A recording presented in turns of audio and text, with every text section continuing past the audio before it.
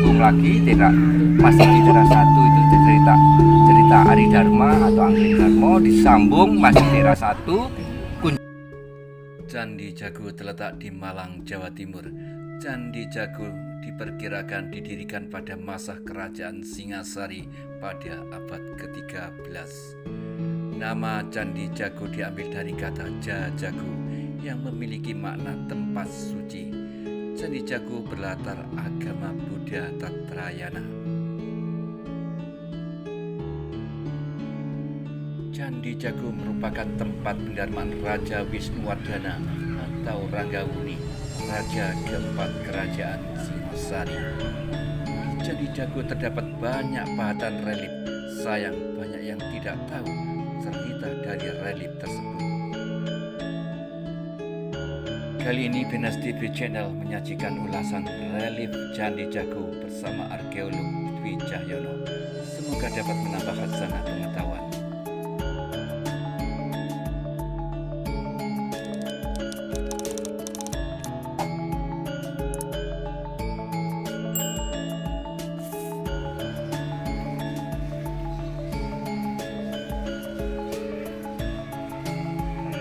Dan Arjuna Wiwaha yang ada di teras yang ketiga.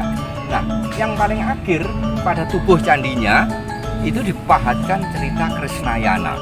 Jadi dengan demikian total pada relief Candi Jago ini ada 6 relief cerita. Bisa mulai dari cerita Nantri yang teras 1, disambung lagi masih di teras 1 itu cerita Ari Dharma atau Angling Darmo, disambung masih teras 1. Kunjarakarna di teras 1, Kunjarakarna disambung ke Lipit bawah teras kedua. Nah, kemudian cerita utama pada teras kedua itu adalah Partayatnya itu adalah relief cerita yang keempat. Relief cerita yang kelima itu Arjuna Wiwaha, dan relief cerita yang terakhir yang ada di tubuh candi itu adalah Krisnayana. Nah, dari berbagai relief cerita yang ada di Candi Jago ini, ada beberapa di antaranya yang memuat kisah adegan yang berhubungan dengan perempuan. Oleh karena itu, mengapa kita bisa melakukan, saya katakan kita bisa melakukan studi khusus tentang citra wanita Jawa kuna itu pada relief yang ada di Candi Jago. Nah, kita akan lihat salah satu ya, monggo. Yang berkenaan dengan wanita. Yang satu wanita sebagai manusia, yang satu wanita sebagai makhluk yang sebenarnya itu lebih sudah mencoba untuk bersenggama. Ini saling membelitkan tubuh gitu ya. Nah, ini tindakan ini dianggap dinilai sebagai tindakan yang tak senonoh. Yang pertama, nggak level antara anaknya Raja Naga yaitu Nagini Kanya dengan Uladeles. Ya. Yang kedua, ini tidak dilakukan dalam restu ya, tidak dalam restu orang tuanya. Oleh karena itu kita bisa melihat di sini ada seorang ya, dia membawa 2 batang kayu ini untuk memukul memukul 2 binatang yaitu Nagini dan Uladeles itu yang mencoba untuk melakukan yang terlarang, persenggamaan. Ya, nah, karena dipukul oleh Ari Dharma ini, maka tokoh ini adalah Ari Dharma, Angling Darmo. Maka hubungan persenggamaan itu akhirnya gagal. Jadi nggak jadi dilakukan. Jadi menggagalkan hubungan terlarang. Nah, ini tokoh perempuan ini. Nah, ternyata tokoh perempuan ini kemudian kecewa ya, dengan kekecewaannya dia meninggalkan tempat persenggamaannya itu, dia berjalan ini Nagini ya, Nagini Kanya. Nah, dia kemudian melaporkan kejadian itu kepada ayahnya, ini Nagaraja.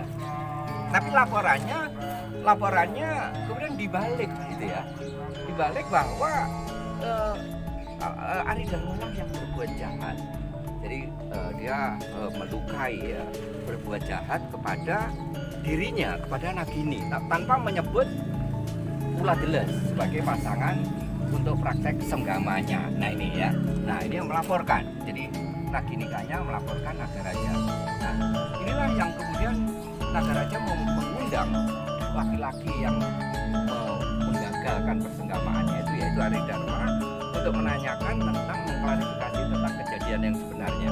Nah, Aridharma kemudian menceritakan tentang kejadian yang sebenarnya. Jadi latar belakang melarang hubungan itu karena itu menggagalkan hubungan sanggama itu karena itu tindakan melarang. Jadi hubungan seksual yang terlarang. Nah, atas justru Nagaraja itu justru berterima kasih kepada Aridharma karena menyelamatkan anaknya dari tindakan yang salah. Nah, atas dasar jasa dari Aridharma itulah maka Nagaraja memberikan satu ajian, satu ilmu kepada Aridharma. Ilmu itu kalau dalam bahasa Jawa disebut dengan aji gineng. Gineng ya, aji gineng itu adalah ajian di mana seseorang bisa memahami bahasa binatang. Nah, ini mirip dengan apa yang dimiliki oleh Nabi Sulaiman itu ya. Nah, Nagaraja berpesan kepada Aridharma agar kemampuannya untuk memahami bahasa binatang itu dijaga sedemikian rupa, dirahasiakan sedemikian rupa. Jangan sampai dikatakan kepada siapapun. Jangan sampai mengatakan pada siapapun bahwa dirinya mengetahui atau memahami bahasa binatang, apalagi mengatakan bahwa aji gineng itu diperoleh dari Nagaraja. Itu pesannya. Dan Aridharma atau Angling Darmo itu adalah orang yang terbilang taat azas. Jadi membuat perjanjian semacam itu dia pegang perjanjiannya. Apapun dia tidak akan membocorkan tentang rahasia kemampuan dirinya untuk memahami bahasa binatang yang diperoleh dari Nagaraja. Nah, jadi ini contoh tentang bagaimana perilaku perempuan gitu ya. Contoh, tadi digambarkan sebagai binatang ya, sebagai nagini ya. Jadi sebenarnya orang seringkali ya walaupun dia menguntungkan diri Aridharma atau justru merugikan. Kalau kita lihat ini kan kemampuan yang tidak dimiliki oleh orang lain. Mestinya itu menguntungkan. Tapi pertanyaannya apakah betul-betul menguntungkan? Kita lihat di sini. Nah, ini ada satu adegan yang sangat penting di dalam cerita Nagaraja ya. Dan ini menggambarkan tentang Nagaraja, tentang perempuan pada masa lalu ya, atau dalam kisah Aridharma ya. Nah, tergambar di sini ada satu semacam panggung ya, jadi semacam kita menyebut semacam perancang. Jadi ini namanya pancaka, jadi stage ya, panggung. Ya. Jadi kita lihat ini tiang-tiangnya ya. Nah, ini tangganya untuk menaiki ini ya. Nah, untuk menaiki panggung. Nah, di depan panggung itu terlihat api ya. Jadi ada api ya, split ya. 1, 2, 3, 4, 5, 6. Dan ini kayak selanjutnya. Ini menggambarkan api unggun ya, api unggun. Nah, sekitarnya, settingnya, area sekitar ini juga dihias. Ini kita lihat, ini hiasan yang dalam bahasa Jawa Baru sebutannya adalah penjor. Nah, penjor. Nah, kemudian di sini ada bangunan yang berulang ya. Nah, kemudian terlihat di sini ada seorang perempuan itu yang sedang berada di panggung. Nah, siapa perempuan itu? Nanti akan kita bicarakan ya. Nah, kemudian satu kisah lagi, tokoh lagi yang penting. Di sini ada 2 ekor kambing ya. Coba kita lihat. Kambing yang ini perutnya lebih buncit dari ini ya, dan kalau kambing yang di sini dia punya kemaluan, kantong buah jakar ya. Di sini ini adalah kambing jantan. Nah, kambing yang perutnya gendut itu adalah kambing betina yang sedang hamil ya, sedang hamil. Nah, kita kembali ke adegan ini. Siapa perempuan yang sedang menaiki pancaka yang menuju panggung? Dialah Satyawati, istri dari Aridharma, istri dari Angling Darmo. Nah, kenapa dia naik panggung yang di depannya ada api unggun? Ini ada satu kisah yang sebenarnya terjadi semalam sebelumnya ya. Nah, pada adegan sebelum ini, katakanlah besok paginya gitu ya, pada malam harinya itu terjadi kedua orang ini yang masih merupakan hubungan keluarga suami istri yang masih muda, masih belum lama menikah, itu sedang berada di peraduan. Nah, ketika berada di peraduan itulah Aridharma mendengar ada celoteh, ya, ada celoteh yang menggelikan, celoteh yang mengundang paling tidak mengundang senyum ya, walaupun tidak tertawa terbahak, mengundang senyum. Nah, ternyata asal celoteh itu dari sepasang cicak yang ada di dinding ya, sepasang cicak yang ada di dinding. Itulah yang membuat Aridharma ingin tertawa gitu ya, menyunggingkan senyum, cengar-cengir. Nah, Aridharma yang cengar-cengir sendiri, mesam-mesem, itulah yang mengundang kecurigaan istrinya Satyawati ya. Nah, Satyawati bertanya kepada Aridharma, pada suaminya, apa yang sedang disenyumi gitu. Nah, pertanyaan ini kelihatannya pertanyaan sederhana, tapi pertanyaan ini adalah pertanyaan yang bagi Aridharma sangat sulit untuk bisa menjawab. Kalau dia mengatakan bahwa dia tersenyum karena mendengar celoteh dari cicak, dia melanggar janji ya, janji pada Nagaraja. Janjinya dia tidak membocorkan rahasia.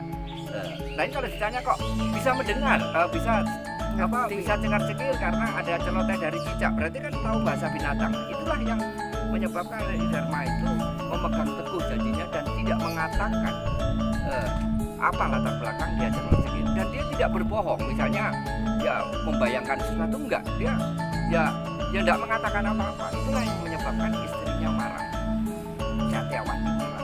Itulah gambaran psikologi perempuan gitu ya. Jadi kecurigaannya tinggi ya. Kecemburuannya tinggi gitu ya.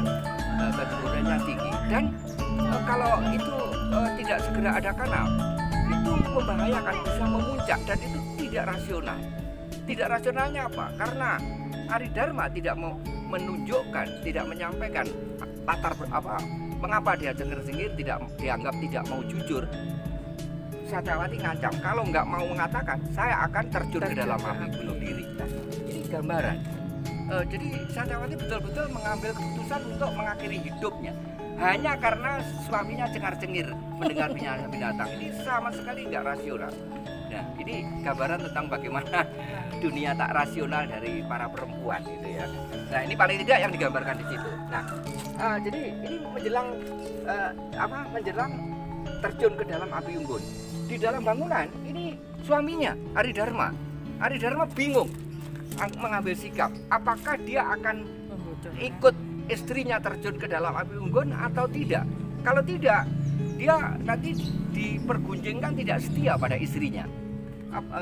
Apakah dia ketika dalam kebingungan apakah mau terjun atau tidak ikut terjun mengikuti mati istrinya demi kesetiaan, tiba-tiba ada adegan lain, 2 ekor ini, 2 ekor kambing ini. Nah, ceritanya ketika ada upacara dan inilah upacara inilah yang di India kita kenal dengan sebutan sati gitu. Kalau di dalam bahasa Jawa kuna sebutannya labuh geni atau malbeng geni. Malbeng itu malebu ing, jadi turun atau masuk ke dalam api. Malbeng geni, labuh geni atau bilapati.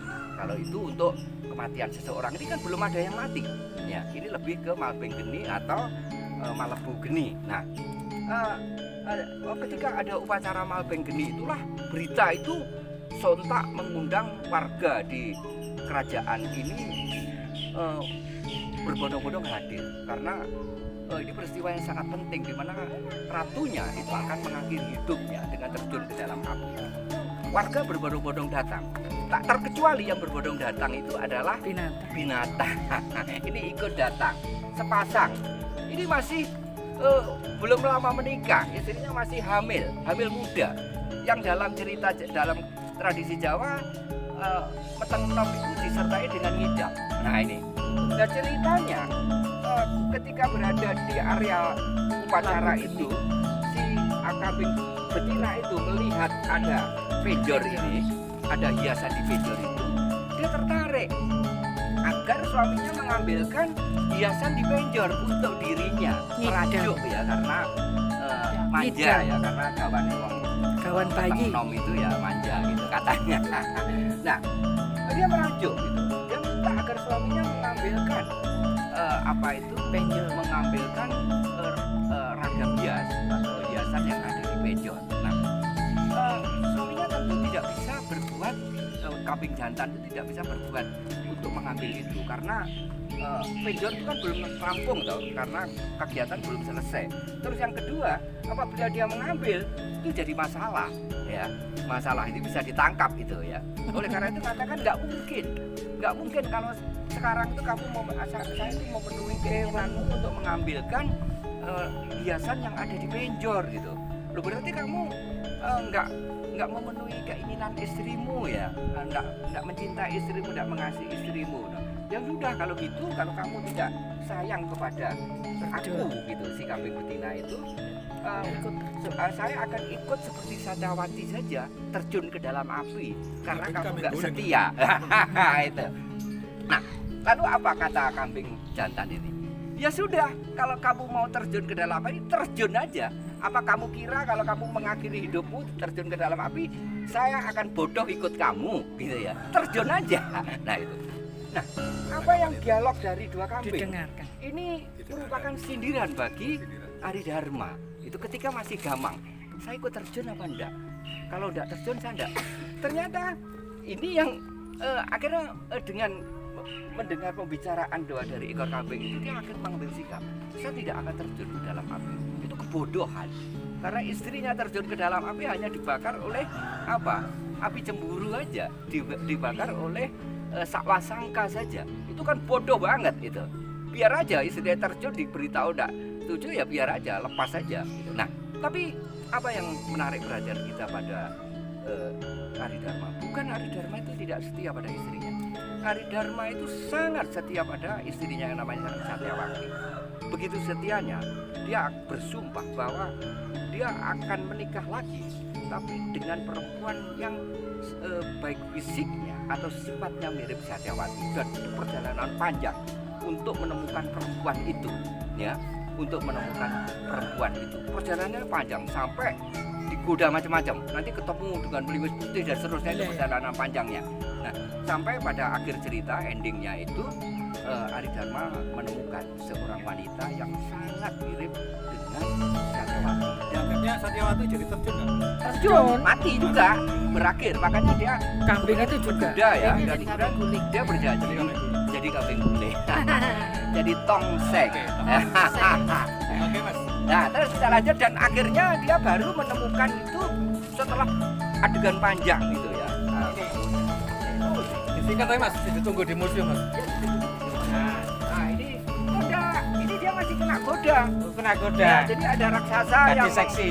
yang yang menyamar sebagai perempuan mirip istrinya dan sebagainya itu ya. Jadi gedung sang gunung sampai yang paling akhir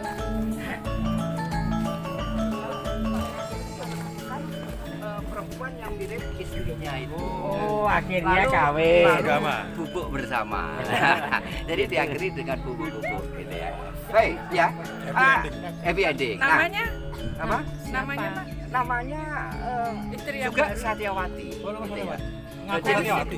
Oh, enggak, Pak. Jadi ini adalah titisan. Oh titis. Ya, jadi keinginannya itu biar mendapatkan, karena sungguh-sungguh maka dia mendapatkan perempuan yang memang ternyata titisan dari. Lah ini sujud apa atau ini? senggama ini? Ini Punokawan. Jadi Nginceng. Punokawan itu, Nirokno. Nginceng itu. Punokawan itu mesti vulgar ya. Dia sebenarnya pengen ya, tapi akhirnya nyungsep ini. Ya baik. Nah mungkin saya tambah sedikit.